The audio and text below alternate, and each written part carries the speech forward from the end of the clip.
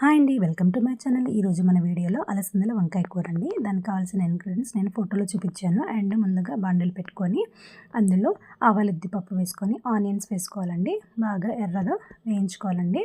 తర్వాత అందులో మనం ముందుగా కట్ చేసి పెట్టుకున్న టమాటోస్ వేసుకొని బాగా మగ్గనిచ్చుకోవాలండి. అవి బాగా మగ్గిన తర్వాత మనం ముందుగా పక్కన పెట్టుకున్న ధనియాల పొడి, మిరప్పొడి, పసుపు అండ్ ఉప్పు వేసి అది పచ్చి వాసన పోయేంత వరకు బాగా కలుపుకోవాలండి మసాలాలు.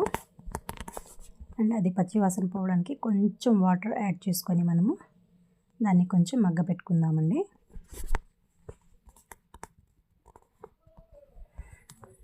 అది పచ్చి వాసన పోయేంత వరకు బాగా మగ్గ పెట్టుకోవాలండి. తర్వాత ముందుగా పక్కన పెట్టుకున్న అలసందలు అందులో యాడ్ చేసుకోవాలండి మనము.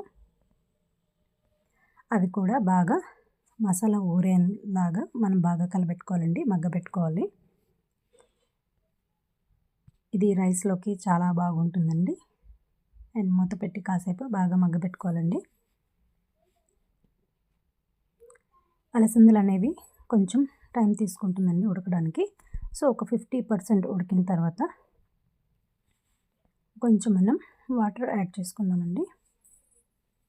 తర్వాత వంకాయలు యాడ్ చేసుకొని అవి వంకాయలకి బాగా మసాలా పట్టేంత వరకు బాగా కలపెట్టుకుందామండి.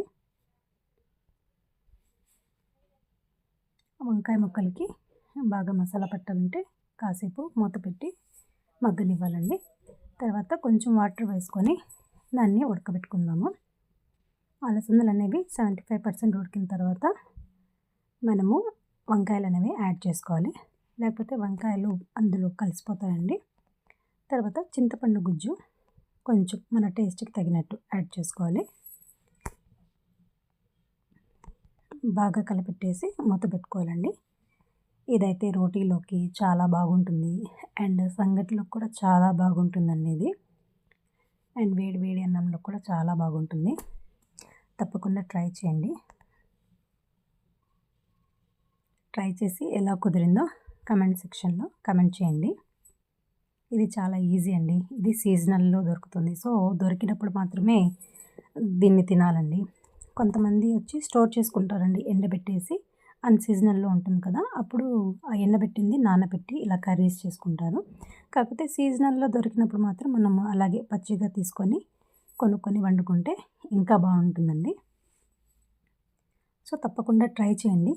ఎలా కుదిరిందో చెప్పండి. నాకైతే ఫైనల్గా ఇలా వచ్చిందండి.